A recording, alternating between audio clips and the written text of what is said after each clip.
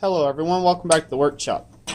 Today I'm going to show you how to lay out a very simple copper flower petal style. Now this is going to be used in an upcoming trivet project that I'm making, another video, so be sure to keep an eye out for that.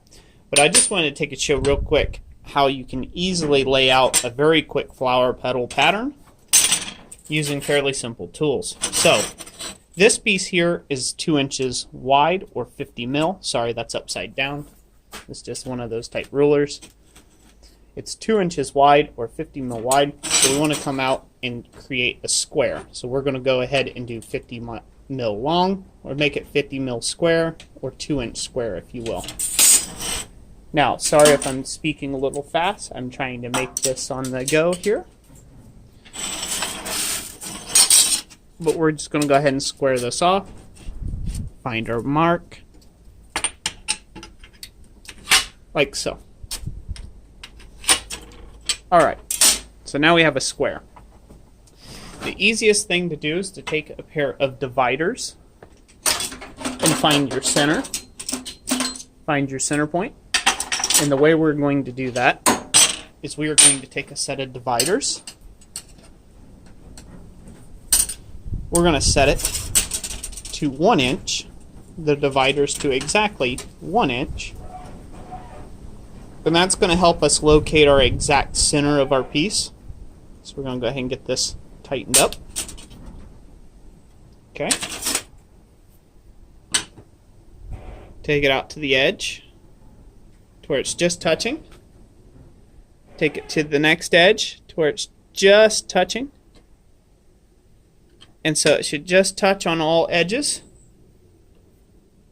and that'll be your center.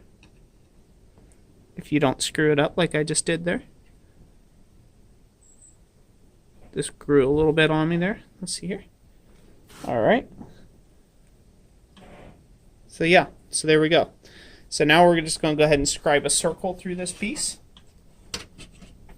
Now this step is optional. If you've gotten good at it, you don't have to do this step, but I like doing it this way. Okay, there you go. You got a round circle. Alright, now it's just as simple.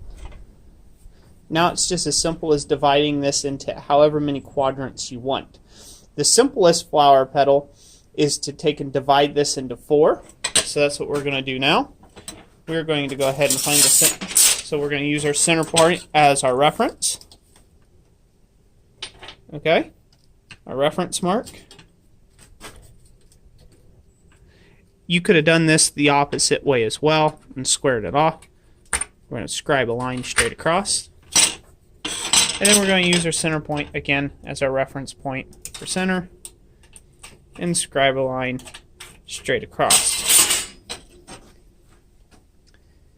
Now there's 2 routes that you can take this flower petal. You can trim off these excesses here and just have a round petal, and then just cut 4 individual petals on those lines up to the maximum of the center point here. Or you can leave these sharp bits on and just cut off the corners and come down. Now there's no real way I freehand this to take and do this point. There's not really a good method for this that I have found. I just cut it however it looks good enough to me, and that all petals are equal. Now, one last step that you may want to do is give yourself one more reference point here of a very small circle. This is no magic here. You just want a very small circle, small diameter circle. Find your center point.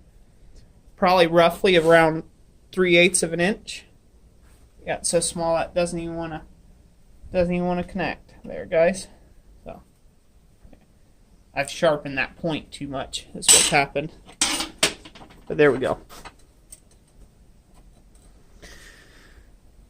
What this does is this allows for you to cut up to that line and still leave there a little bit of material here in the center where you will have enough material to pop a hole through there for your rivet or whatever. So You want to have at least the thickness of whatever the rivet is that you're using. So say you're going to be making this as a rosette, like I'm going to be doing, and my rivet's going to be 1/4 inch in diameter. You want at least a 1/2 inch circle around that to protect from tearing out the sides. And I'll show you what I mean here in a second after I get this all cut out.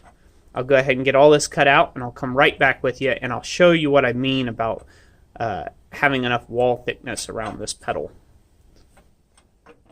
Okay, I've got this all cut out now.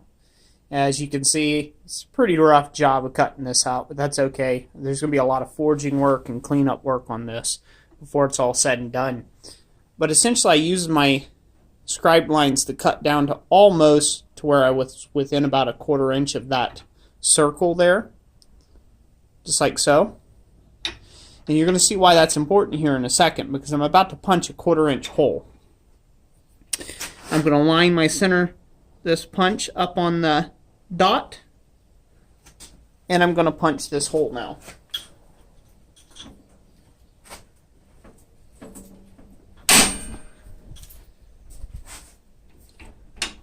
That's a little thicker copper than what I would normally punch on this thing, and so I was definitely stretching it out. That's 1/8 inch thick copper.